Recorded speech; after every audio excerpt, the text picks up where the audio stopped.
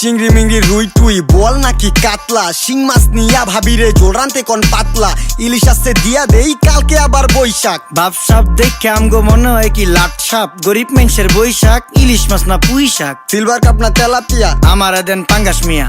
এই মাছ ধরতেও ঘিন লাগে হাত দিয়া। দেখছেন কি কয়, হ্যাঁ হের লাগে গিনা, বাজারের সব জিনিসই স্বর্ণের দামে কিনা।